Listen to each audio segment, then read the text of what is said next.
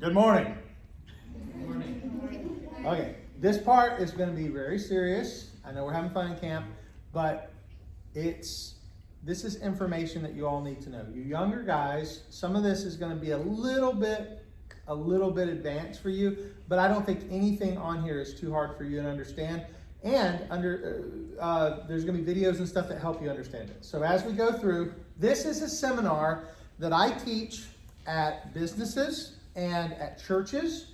This is called S.A.V.E. S.A.V.E. is an acronym for Situational Awareness, Avoidance, Verbal Diffusion, and S.A.V.E. I believe that is the 4 steps to creating a personal protection plan. And we're doing karate. Karate is about self-defense. Remember what we said? Karate ne sente nashi means what? You may remember? We talked about it yesterday and the day before. Karate ne sente nashi. No first strike in karate. Yes. Karate never does the first strike. That's right. There's no first strike in karate, but what what we would say the dynamic translation is karate is for self-defense. Karate is for personal protection. So you're right, but the actual translation is there's no first strike in karate. We're not out to start a fight. We want to defend ourselves. And this program is something I developed years ago to help people understand how to defend themselves. And I do this over a very quick period of time because some people don't come to karate and have weeks and months and years to train. So I do this in a very short, hour time frame. And I'm going to try to condense it today. So we're going to go through this. You guys ready? Yes, sir. All right. First thing, I want to talk to you about the murder rate.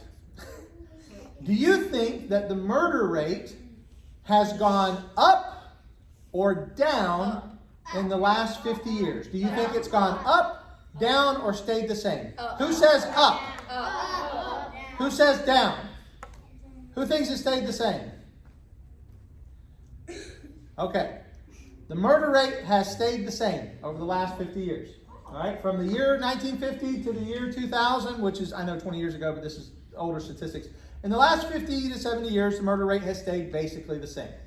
But the aggravated assault rate has gone up. So the murder rate is the red, the aggravated assault rate is the blue. Here's the difference. In 1950, when somebody got attacked, there weren't special surgical techniques, and there weren't as quick access to medical help, and there weren't as advanced medical situations. So there are things that people would have died for in the 50s, they're not dying for anymore because they get to the hospital and they get saved. So aggravated assault shot up, but the murder rate stayed the same because medical technology kept people alive who would have died in the 50s. So if you've ever heard a news person say, we're not any more violent than we were in the 50s, that's a lie. They're using the bottom statistic rather than the middle one. The middle one shows us that violence has risen, the aggravated assault rate has risen, and the yellow is the incarceration rate. If you see the little dotted line, that is the incarceration rate. That means, or imprisonment rate. That's how many people are going to prison. And that one is steady climbing. Steady climbing. And a lot of that is aggravated assault. I'm recording here if you don't want to sit there and hold it. Yeah, I've got my phone there. Yeah. According to the FBI, this is the FBI crime clock. One violent crime happens in America every 25 seconds. So if we stopped and counted 25 seconds, in that 25 seconds, there would be a violent crime somewhere in the United States. And that happens every day. There's a murder in the United States every 35 minutes. You don't think it's hard to believe that, but think about how many cities there are in America, right? There's at least about 1 murder a day throughout the United States and throughout every city. And then you have about 1 forcible rape every 6 minutes, 1 robbery every 1.4 minutes, an aggravated assault every 40 seconds, 1 property crime every 3 seconds, 1 burglary every 14 seconds, 1 larceny theft every 5 seconds, and 1 motor vehicle theft every 42.8 seconds. I'm not going to take a bunch of questions, but Luke, you have your hand up very quickly. You said 1 robbery minutes, not seconds. So it says 1.4 seconds. Okay, thank you for that correction. Yes, it's 1.4 seconds. There's a robbery every 1.5 seconds. So here's a question. What is the average 911 response time? Anybody know? Average response time for 911. 2 minutes. 2 minutes. What do you think, Josh? Please hold. Please hold. Please hold. What's the average response time? 5-10 minutes. Average response time is 8 minutes. No, you've done this before, haven't you? That's a police officer. Well, yeah. Average response time for JSO is 8 minutes, and that's actually pretty good. That's them driving 120 miles. Yeah, 8 minutes is actually pretty good. But think about it. A lot can happen in 8 minutes. I want to show you a video. Now, this video is sad because it does show somebody getting violently assaulted. There's no blood or anything. It's all black and white. It's on a security camera, but I want you to see how fast it goes. This is an old man and an old woman getting out of their car, and they're walking toward their hotel room. Okay, you can see the lady first. The old man is behind her. And we want to count the seconds after the violent assault happens. The violent assault begins right now. 1, 2, 3, 4, 5, 6, 7, 8, 9, 10. She's been stabbed. 8 minutes is a long time. That was 10 seconds. Why is she stabbed? So, what can we do to decrease our chances of becoming the victim of a violent assault? That's what this is about. What can we do to decrease our chances of becoming a victim of a violent assault? Well, this is what I put together, and it's been over years and years of training and studying and being around a lot of different instructors who had a lot of different great ideas, and I've sort of conglomerated them into my own program. And the program is called S.A.V.E. The foundation for a solid personal protection plan is 4 steps. S.A.V.E. stands for Situational Awareness, Avoidance, Verbal Diffusion, and Escape. So we're going to go through each one of these quickly so that you understand what they mean. Make sense? Yes, sir. Let's first talk about situational awareness. What is the definition of situational awareness? It's up here. Being keenly aware of people and situations which could become potentially threatening. It's more than just paying attention, it's knowing what to pay attention to. Colonel Jeff Cooper was a Marine colonel, and he has this outline of what he called the states or the conditions of the human mind. He said that there was condition white. Condition white means that you're unaware and you're oblivious. Condition white means you're unaware and you're oblivious. So, how many of you have ever seen somebody in condition white? Never. I don't know. Walking down the street with their cell phone, walking down the street chatting it up, walking down the street searching through the purses, ladies, right? Going to the car, not looking around. That's condition white. Condition yellow is aware but relaxed. Aware but relaxed. Nobody needs to walk around like this all day. Because that's a little crazy. But I want to be aware of what's going on. There's a term that's used in the police and military called having your head on a swivel.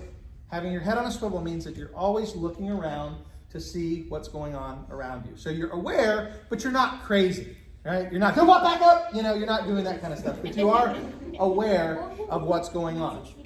Orange means you are alert to a threat. If I'm walking down the street and somebody's lifting up a giant piano and it's being held by a turnbuckle and a rope and they're lifting it up and I get alert, hey, if I walk underneath that piano, it could break and it could fall and it could crush me.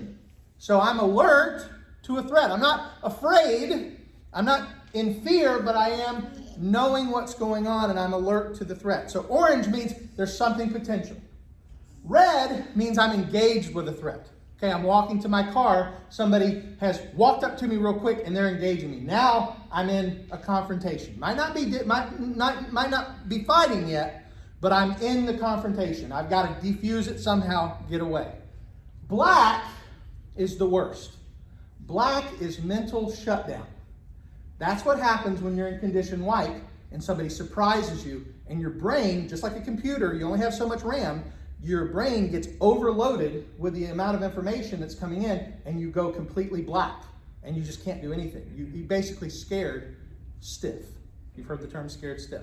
Okay, I told you I could not take a lot of questions. Josh, what are you going to ask me? You said the only reason the black would be good is if the person who's trying to attack you has that happen to them or they just black out. Well, yeah, you want that to happen to them. That's true. Okay, Gabe, no, nobody else, just Gabe. So does mental shutdown mean like you pass out or something? Not necessarily pass out, it just means you freeze. See, we talk in psychology, they have something called the fight or flight response. When something happens that scares you, you tend to either fight against it or run away. But they don't talk about the third F. The third F is freeze. Some people just freeze. That's mental shutdown. You can't move forward, you can't move backwards, you can't run away, you can't fight because your brain is overloaded with fear. Here's an example of someone who is in condition white. Walkway. Mark That's a bear in a public place. Well, this is very interesting. Apparently the bear has decided to move around. Oh, garbage cans are out too. Yeah, just a couple of minutes ago, the bear left the clearing in the backyard there. He made his way over to the driveway over on Mayfield. He came down that driveway, down Mayfield, and now he's on Briggs, and now it looks like he's turning into another driveway here. We're going to kind of maneuver around and see if we can get another shot of him. But yeah, he's definitely... See how close he got to the bear because he wasn't paying attention? He got within 2 feet of the bear. He was walking, talking on his phone or whatever, and there's a bear! How do you miss a bear? Now that one's funny, but it could have been bad. He could have walked right up to the bear. He could have gotten. Now here's one that's worse. Here's one that's worse. Situational awareness. Lady's not paying attention to what's going on. Boom. She wasn't paying attention to what's going on. Watch it again. Boom. Now I know that can happen to anybody, but if she was watching what was going on around her, if she was listening and paying attention to what was going around her, it would have been harder for that to happen. You see, when we talk about white, yellow, orange, red, oftentimes people go from white to black. They don't go through the other things because when you get surprised, it's caught you off guard and you're immediately in condition black. Question, what's the difference between predator and prey? There's a predator, there's prey. What's the difference? What's the difference, Emmanuel? So a predator is the one who's not paying attention. No, the predator is paying attention. Oh, The prey is not, yeah. The Okay. predator was the one to protect and who's trying to eat the person or hurt them. That's right, the predator's going to eat him. What are you going to say, Brian? I was going to say the predator knows what's about to happen, but the prey doesn't. That's right. Prey, listen to this, everyone repeat this. Prey doesn't know it's prey. Prey doesn't know it's prey. Say again. Prey doesn't know it's prey. Prey doesn't know it's prey. The difference between predator and prey is prey doesn't realize it's prey until it's too late. It doesn't know that it's being watched. It doesn't know that it's being targeted. It doesn't know that that somebody's looking to make it the victim. All right, now, listen to this story. This is a story of a man who was attacked. It was after the Ranger game, Monday night, about 10:45. 66-year-old Wayne Moore was on his way home from the ball game when he stopped at McDonald's. There he is at the front counter. And I do notice that another fellow has followed me and he's standing to my right. That other fellow was no customer. Without a word being said, take a look at what happens next. Boom. Moore, a retired teacher who works part-time as an usher for the Rangers, was knocked out cold. And the next thing I know, it's paramedics and police. And I never saw him coming. Cheap shot all the way. The robber rifles through Moore's pockets and runs out with his billfold. That was not on the menu. Moore can laugh a little about it now, even with the 13 stitches on his chin and his black eye. The first thing to hit the floor was the left side of my head, which I had a pretty good sized knot there. Police are hoping someone will identify the suspect. Did the guy actually get caught? I don't know. But I have studied this video to great extent, and there's a lot that is happening here. If he would have been watching, he would have seen the man paying attention to him, moving towards him, and the man actually shifts back on his weight on his back leg to throw the punch. If anything, he might have been able to go like that just to protect himself. But because, if you notice this man, Ron Moore, and again, God love him, it's not his fault, he didn't know, but he is turned away from the man intentionally. See, this is a posture, what I call the ignore posture. If there's somebody in your general area that you really don't want to talk to, you ignore them by sort of turning away. Like, look at your phone or whatever. And we do that because we don't want to engage. I don't want to talk to that guy. I don't know who he is. So we look away. And what happens is we set ourselves up for a dangerous situation, because if he would have just turned and said, hey, did you see the Ranger game? That would have changed the entire dynamic, because now the guy knows, one, he can identify me. He sees me. He's looking at me. People don't, attackers don't want opponents. They want victims. So if Ron would have presented himself as someone who would have defended himself, he would have been in a better situation. But instead, he presented himself as prey, turned his face away, sort of hid himself, and made himself a better target. Situational awareness begins with maintaining a reactionary gap. A reactionary gap means that there are certain areas that people should stay. The safety zone is what I say is past my hands. Past my hands is where everybody stays. And people sometimes think I'm a jerk, because like if I'm in public and people are in public with me and somebody I don't know walks towards me, I'll tell them to stop. I've had people go, why are you being rude? I'm not being rude. Don't get close to me. I don't know who you are. I'm happy to talk to you and give you anything that you need, but you're not going to get close enough to touch me. I don't know who you are, and you have not built any trust with me, so you will not get any closer to me. And I make that stand. You're not going to get any closer to me because I don't know who you are. You have not built up trust. And if you are close enough to touch me, you're close enough to hurt me. So you will stay further back, and we'll have a conversation from 6 feet away. I invented social distancing. I've been doing this much longer than you. But seriously, when it comes to people I do not know, they stay in the safety zone, which is about 6 feet away, because that gives me a time to react in the event of an emergency. The comfort zone is where people I know stay. And here's the thing, the danger zone. Let me tell you about the danger zone. Mo, come here real quick. Mo, you're going to pretend to be my wife. I know it's a little awkward. No. Come here. No. Come here. So Manoa and I, we're out in public, and we'll pretend he's Jennifer. He's a little taller. Not at all as beautiful. But some people with their, they'll walk around like this, or they'll walk around hands. Yeah. But when you're in public, we don't do that. My wife and I, we hold hands maybe, but we are not all up, because if we are all up on each other and that close, then if somebody does attack, she's in my way. And the potential of hurting her is there.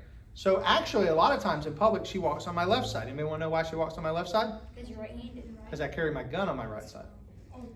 I carry a gun all the time. So my gun is on my right side, my wife walks on my left side. My kids walk on my left side. So that if something happens, I can move them back, draw my gun if I have to. And again, if I didn't have a gun, I'm right-handed. Move them back, there's my punch, right? So the idea of safety zone. Look how close. Now let's say you're not my wife. Let's say you're an attacker. Look how close. Look how quick. See? Yeah. There you go. So we're quick enough to, we can hit each other without really being able to stop each other because we're this close. But now if I come back to here and he comes, stop. Boom, bang, right? Sorry. Now that's where it changes, because now I have an opportunity to react. High five. Good job. So situational awareness. Yeah, it's that important. Can everybody see? You see the shark? All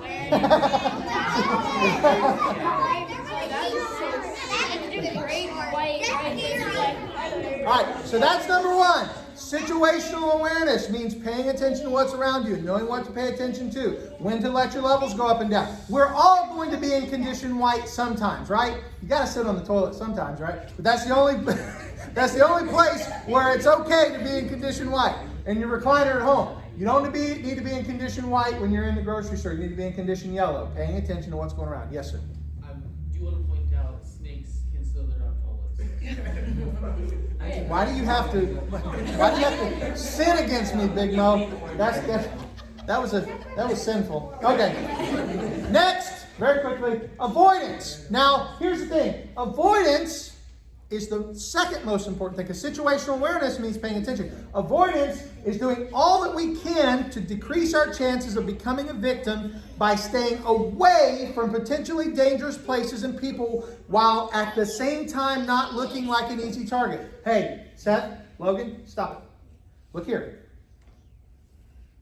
Sometimes self-defense instructors, I've heard people say this, well, if I were in a dark alley, this is what I would do. You know what I say? Don't go down dark alleys. Just don't go. Why would I put myself in a position that is dangerous? You don't go places that are dangerous if you know they're dangerous. You avoid them. And the same thing is when you think about avoidance, there's something about trusting your gut. There have been times in my life where I felt really weird. And I said, you know what? I need to leave where I'm at because it just doesn't feel right.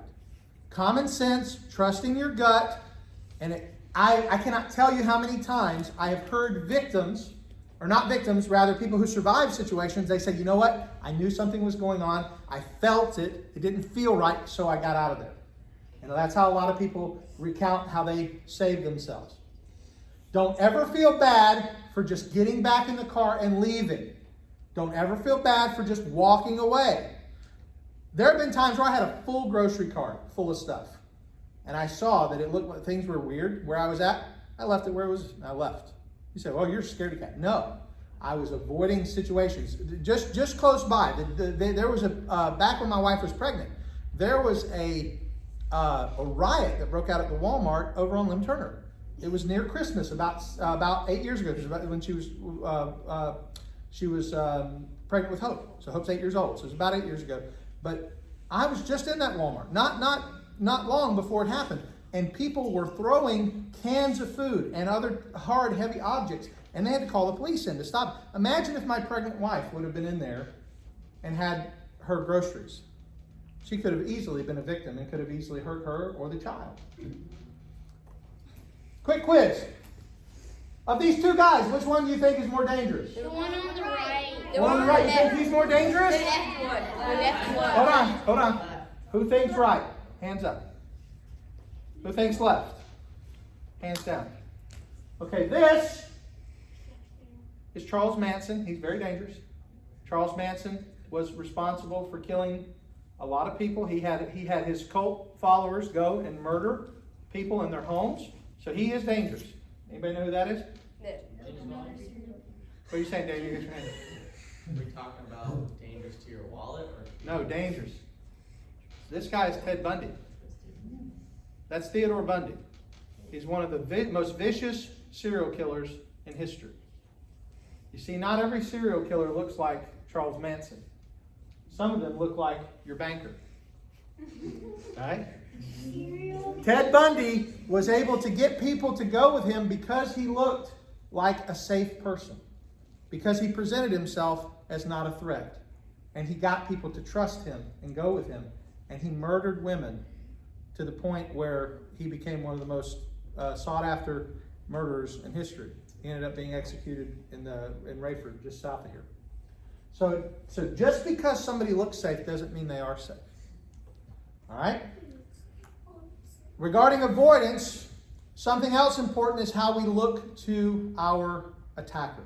Notice these two pictures of Jennifer.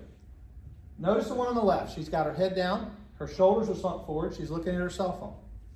Notice in the right, her shoulders are back. Her hair's out of her face. Her wallet is on one side, but her keys are in her hand. She doesn't have to go looking for her keys when she gets to her car. They're in her hand. And she's holding her keys in a position where she can use them for defense. Some people say put them between your knuckles. You're not Wolverine. Okay, just hold your key the way you put it in your car. It can still be used for defense. It's like a knife, but used so that you can quickly get it in the car and get in your car. Some of you have digital locks now, so like not as important, but like still. The Tesla key cards. Yeah. Notice the difference between these two animals. Or notice the same thing. They both are very weak animals. That's a pufferfish. That's a possum. But they're both projecting strength. The pufferfish blows himself up. The possum blows himself up. My brother asked me one time, he says, why do you walk the way you do? This was years ago. This was probably 10 years ago. My brother and I were having a conversation. He said, Keith, you walk funny. I said, what do you mean? He says, you walk like you're mad. And I said, and I thought about it. I said, well, I do kind of walk like, when I'm out in public, I walk with my shoulders back, my head up, and I look like, don't mess with it. Because in my mind, I'm thinking, don't mess with it. I don't know anybody that when I'm out in public. And that's what he meant. He said, you look like you think you're a tough guy. I don't. I've never in my life thought I was a tough guy. But I want them to think that I think I'm a tough guy. I want that to project strength and not weakness. I've seen men bigger than me who look like pussycats.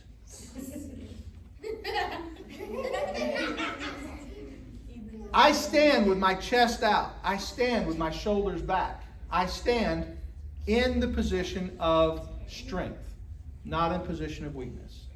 And that is part of how you avoid things. Yes, Josh. If you're holding if you have a sword right Okay, here, nobody would mess with you. All right, we don't need to get into all these conversations about stuff that's not going to happen. Nobody's carrying a sword.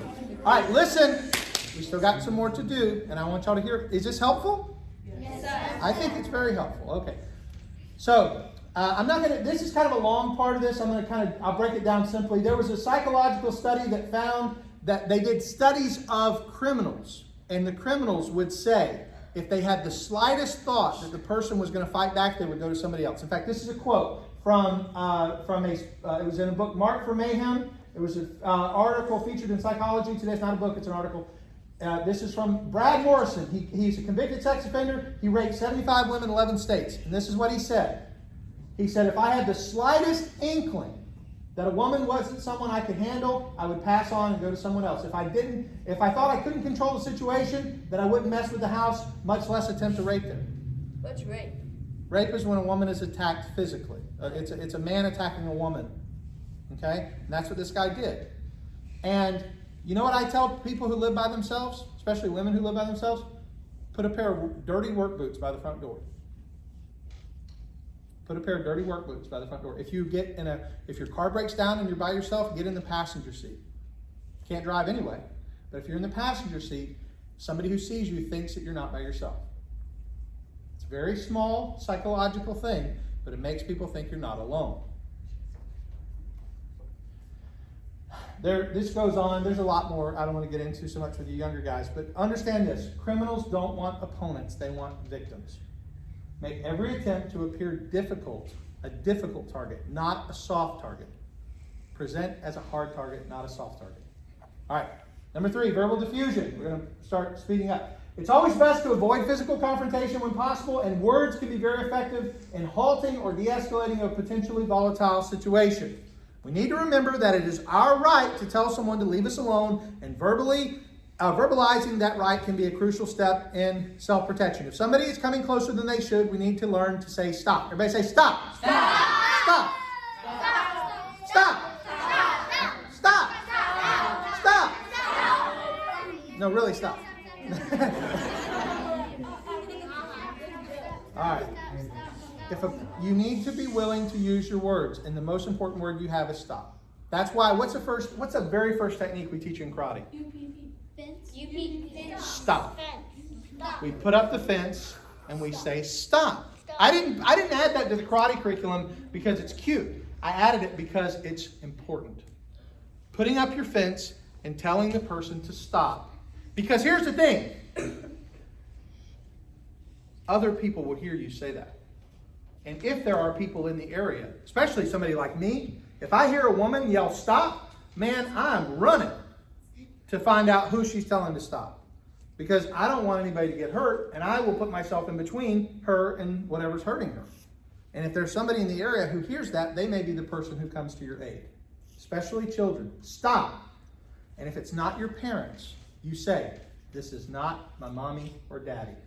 This is not my mommy or daddy.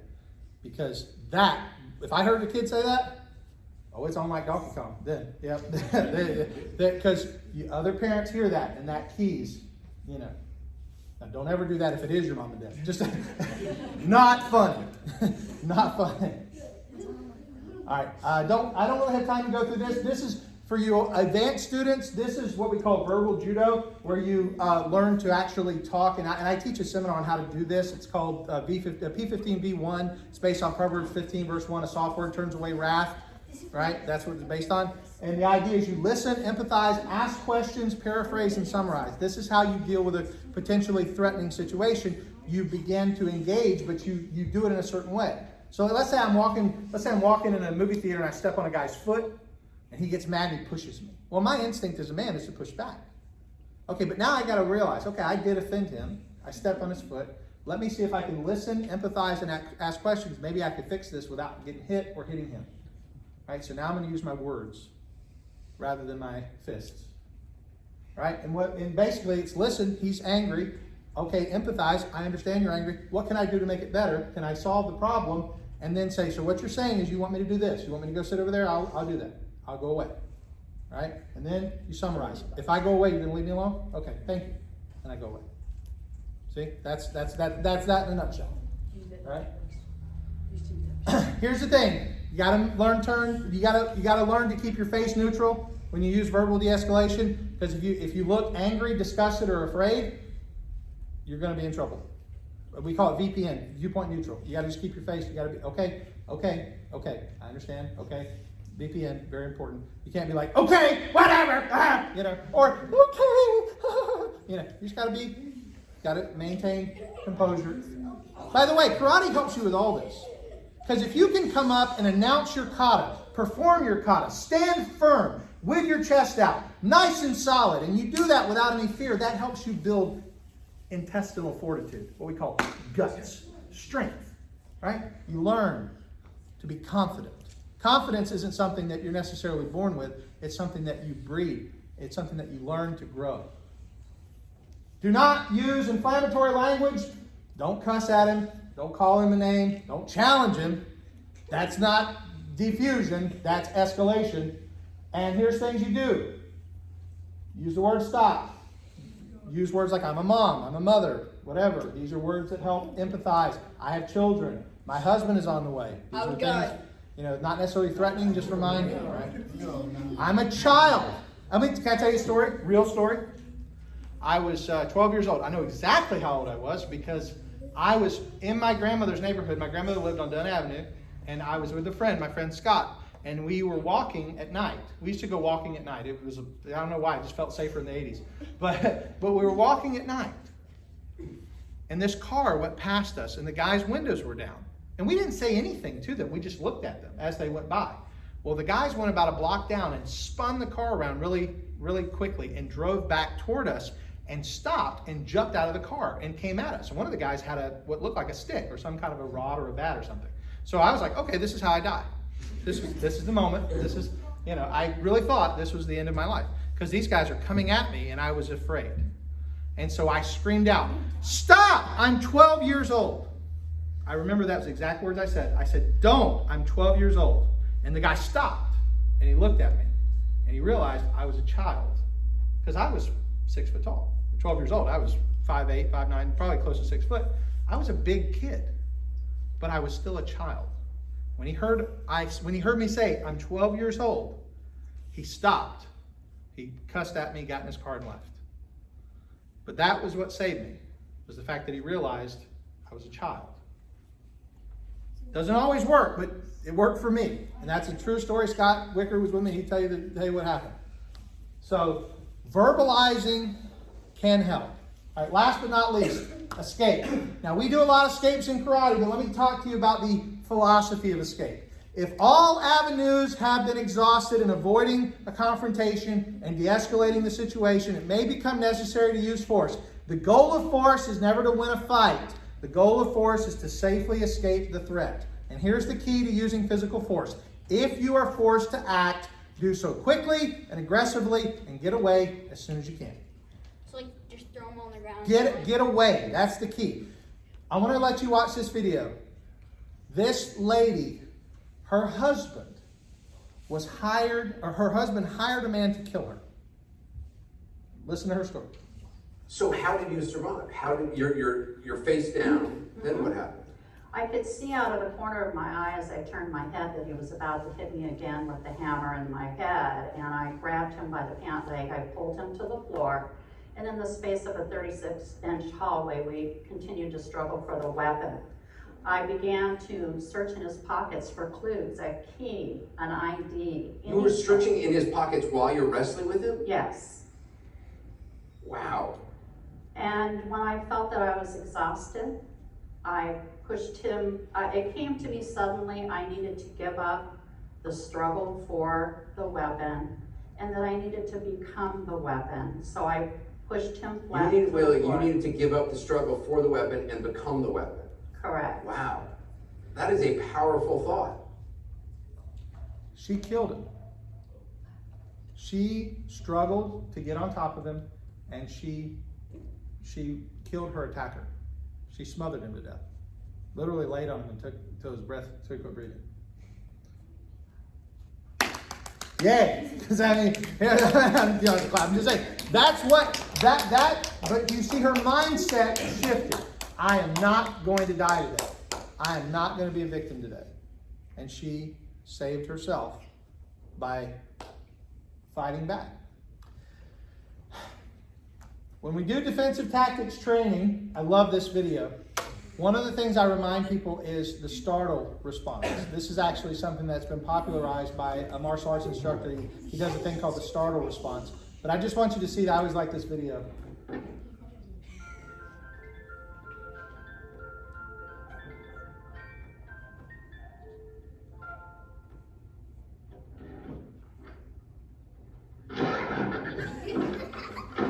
Okay, so that's what happens when we're in conditioned white, right?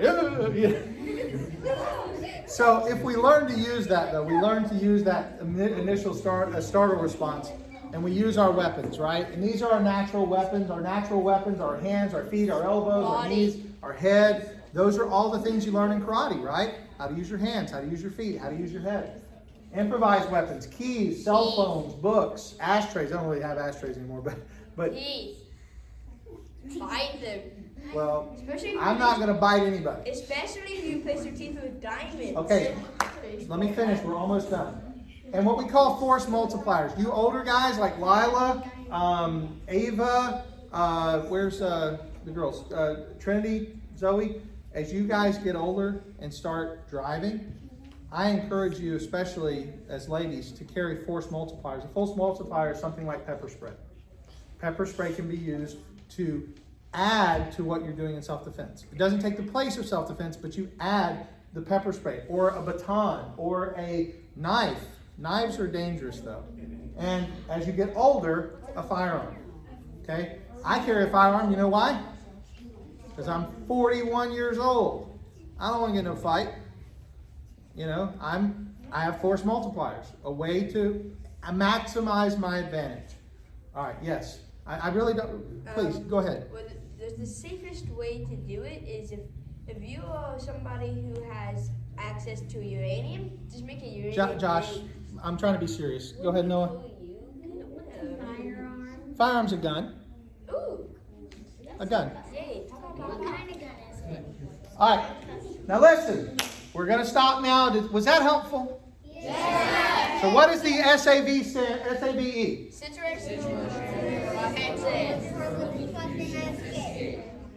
Knowing what to look for, that's situational awareness. Avoidance, avoiding bad situations and keeping ourselves in a posture of strength. Verbal diffusion, using our words, stop, things like that. And then getting away and getting to safety as soon as possible. All right, that takes us to lunchtime. I hope you guys enjoyed it. God bless.